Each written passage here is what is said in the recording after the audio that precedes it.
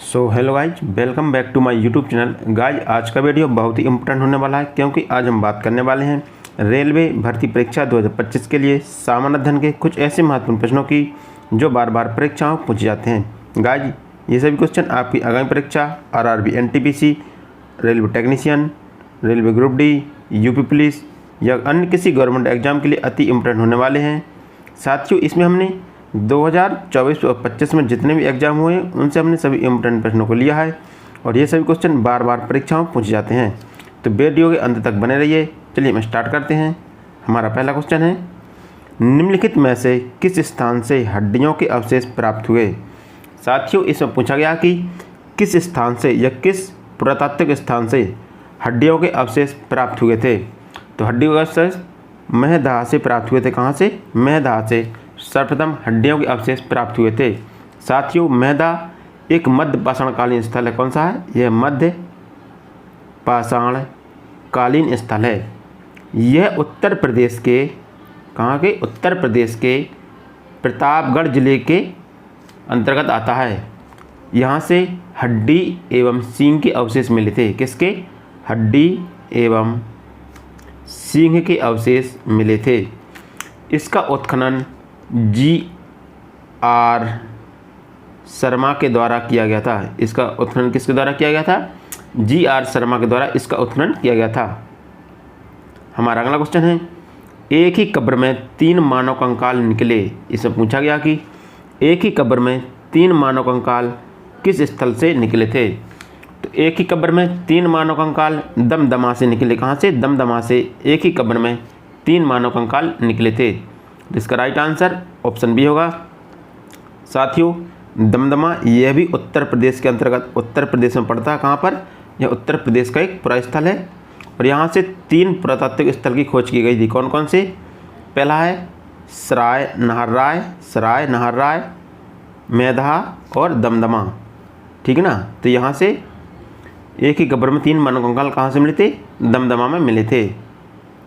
हमारा अगला क्वेश्चन है, मानव ने सर्वप्रथम कृषि करना प्रारंभ किया। इसमें पूछा गया कि मानव ने सर्वप्रथम कृषि करना किस काल में प्रारंभ किया। तो मानव ने सर्वप्रथम कृषि करना नवपाषाण काल में प्रारंभ किया। किस काल में? नवपाषाण काल में मानव ने सर्वप्रथम कृषि कार्य करना प्रारंभ किया था। तो इसका राइट आंसर ऑप्शन सी होगा। हमारा अगला क्वेश्चन है, मानव द्वारा सर्वप्रथम प्रयुक्त अनाज कौन सा था। इसमें पूछा गया है कि मानव द्वारा सर्वप्रथम प्रयुक्त अनाज कौन सा था। तो मानव द्वारा सर्वप्रथम प्रयुक्त अनाज जौ था। कौन था? जौ था। तो इसका राइट आंसर ऑप्शन बी होगा। हमारा अगला क्वेश्चन है, राख का टीला कहाँ से प्राप्त हुआ। इससे पूछा गया कि राख का टीला है जो किस पुरातात्विक स्थल से प्राप्त हुआ है। तो राख का टीला संगम कल्लू से प्राप्त हुआ। कहाँ से? राख का टीला जो संगम कल्लू से प्राप्त हुआ है। तो इसका राइट आंसर ऑप्शन बी होगा। साथियों जो संगम कल्लू है एक कर्नाटक राज्य के मैसूर के आसपास पाया गया है। यह एक नवपाषाण कालीन स्थल है। कौन सा है? नवपाषाण कालीन स्थल है। कौन सा है? नवपाषाण कालीन स्थल है। हमारा अगला क्वेश्चन है, भारत की संघीय व्यवस्था किस देश के मॉडल पर आधारित है। इससे पूछा गया कि जो भारत की संघीय व्यवस्था है वो किस देश के मॉडल पर आधारित है। आपको बताना है जो भारत की संघीय व्यवस्था है वो किस देश के मॉडल पर आधारित है। तो भारत की संघीय व्यवस्था कनाडा मॉडल पर आधारित है। कौन सी? कनाडाई मॉडल पर आधारित है। तो इसका राइट आंसर ऑप्शन सी होगा। हमारा अगला क्वेश्चन है, विश्व का सबसे बड़ा लिखित संविधान है। इससे पूछा गया कि विश्व का सबसे बड़ा लिखित संविधान कौन सा है। तो विश्व का सबसे बड़ा लिखित संविधान भारतीय संविधान है। जो भारत का संविधान है वो विश्व का सबसे बड़ा लिखित संविधान है। तो इसका राइट आंसर ऑप्शन बी होगा। साथियों भारत के संविधान में निर्माण के समय 22 भाग, 395 अनुच्छेद और 12 अनुसूचियाँ थीं। कितनी? 22 भाग, 395 अनुच्छेद और 12 अनुसूचियाँ थीं। साथियों वर्तमान समय में भारतीय संविधान में जो संशोधन हुए हैं उसके द्वारा मतलब उसके बाद 2019 की अगर हम रिपोर्ट देखें तो भारत में 365 अनुच्छेद और 25 भाग और 12 अनुसूचियाँ। ठीक है ना। 2019 का हम रिपोर्ट देखते हैं तो उसके अंतर्गत हम 465 अनुच्छेद पाते हैं और 25 भाग और 12 अनुसूचियाँ हैं। ठीक है, हमारा अगला क्वेश्चन है वर्तमान में भारतीय संविधान में कितनी अनुसूचियाँ हैं। इससे पूछा गया कि वर्तमान में भारतीय संविधान में कितनी अनुसूचियाँ हैं। तो भारतीय संविधान में कुल 12 अनुसूचियाँ हैं। तो इसका राइट आंसर ऑप्शन बी। हमारा अगला क्वेश्चन है संविधान की 7वीं अनुसूची संबंधित है। इससे पूछा गया कि जो संविधान की 7वीं अनुसूची है वह किससे संबंधित है। तो संविधान की 7वीं अनुसूची केंद्र और राज्यों के मध्य सख्ती से संबंधित है। किससे? केंद्र और राज्यों के मध्य सख्ती से संबंधित है। तो इसका राइट आंसर ऑप्शन सी होगा। हमारा अगला क्वेश्चन है भारतीय संविधान में विधायिका का प्रकार है। इससे पूछा गया कि भारतीय संविधान में विधायिका का प्रकार कौन सा है। तो भारतीय संविधान की विधायिका द्विसदनी है। कौन सी है? द्विसदनी विधायिका है। तो इसका राइट आंसर ऑप्शन बी होगा। साथियों, इसकी विधायिका किस प्रकार की है? इसकी विधायिका है, एक है इसका उच्च सदन, कौन सा है? उच्च सदन, और एक है निम्न सदन। ठीक है, क्योंकि इसकी विधायिका 2 प्रकार की है। तो इसका एक हो गया उच्च सदन, एक हो गया निम्न सदन।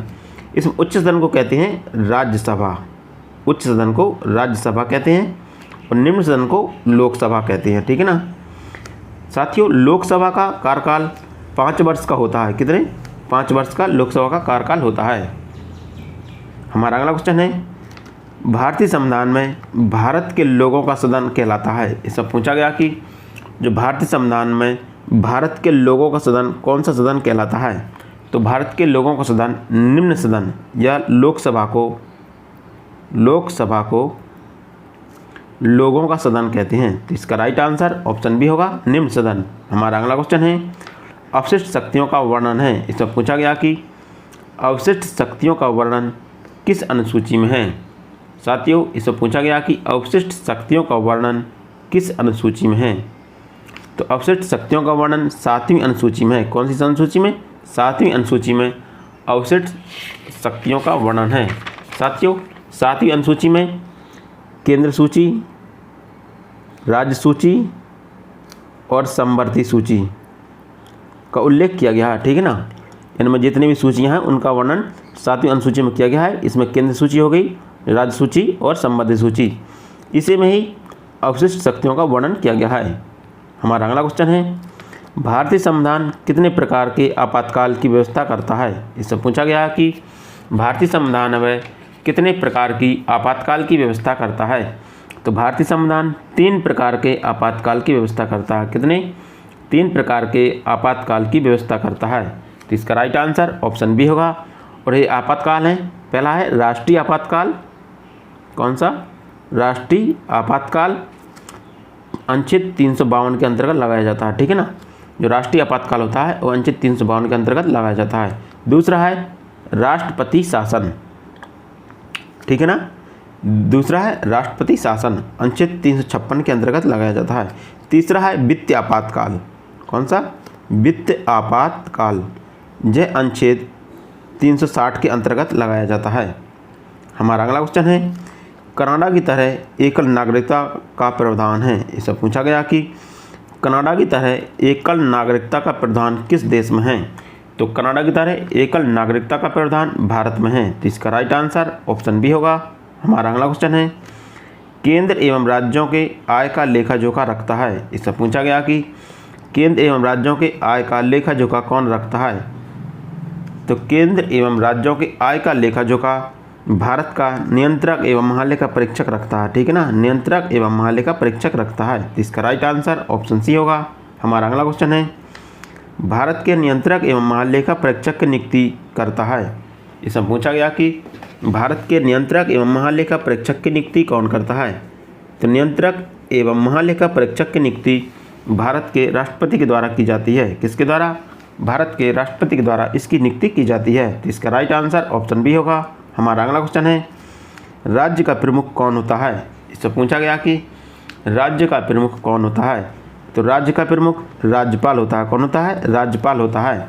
तो इसका राइट आंसर ऑप्शन बी होगा। हमारा अगला क्वेश्चन है केंद्र राज्यों का नियंत्रण रखता है। इससे पूछा गया कि जो केंद्र है वह राज्यों पर किसके माध्यम से नियंत्रण रखता है। तो केंद्र है जो राज्यों पर राज्यपाल के माध्यम से नियंत्रण रखता है। ठीक है ना, जो राज्यों का संदेश भाग का कार्य करता है, मतलब राष्ट्र जो केंद्र में संदेश भाग का कार्य करता है वो राज्यपाल करता है, ठीक है ना। तो केंद्र है जो राज्यों पर राज्यपाल के माध्यम से नियंत्रण रखता है। तो इसका राइट आंसर ऑप्शन बी होगा। हमारा अगला क्वेश्चन है, चुनाव आयोग की गठन किसके द्वारा की जाती है। इससे पूछा गया कि जो चुनाव आयोग है उसका गठन किसके द्वारा किया जाता है। तो चुनाव आयोग का गठन है जो राष्ट्रपति के द्वारा किया जाता है, ठीक है। चुनाव आयोग की नियुक्ति राष्ट्रपति के द्वारा की जाती है और राष्ट्रपति चुनाव आयोग की नियुक्ति अनुच्छेद 280 के तहत करता है। किस अनुच्छेद के तहत? अनुच्छेद 280 के तहत चुनाव आयोग का गठन करता है, ठीक है। तो इसका राइट आंसर ऑप्शन बी होगा। हमारा अगला क्वेश्चन है, किस अनुच्छेद के तहत चुनाव आयोग का गठन किया जाता है। इससे पूछा गया कि किस अनुच्छेद के तहत चुनाव आयोग का गठन किया जाता है। तो अनुच्छेद 280 के तहत चुनाव आयोग का गठन किया जाता है। तो इसका राइट आंसर ऑप्शन सी होगा। हमारा अगला क्वेश्चन है, किसी राज्य में राष्ट्रपति शासन लगाया जाता है। इससे पूछा गया कि किसी राज्य में राष्ट्रपति शासन किस अनुच्छेद के तहत लगाया जाता है। तो किसी राज्य में राष्ट्रपति शासन है जो अनुच्छेद 356 के तहत लगाया जाता है। किस अनुच्छेद के तहत? अनुच्छेद 356 के तहत राष्ट्रपति शासन लगाया जाता है। तो इसका राइट आंसर ऑप्शन बी होगा। हमारा अगला क्वेश्चन है, कावेरी जल विवाद किन राज्यों के मध्य है। इसमें पूछा गया कि जो कावेरी जल विवाद है वो किन राज्यों के मध्य है। तो कावेरी जल विवाद है वह कर्नाटक और तमिलनाडु के मध्य है। कौन सा? कर्नाटक और तमिलनाडु के मध्य कावेरी जल विवाद है। तो इसका राइट आंसर ऑप्शन बी होगा।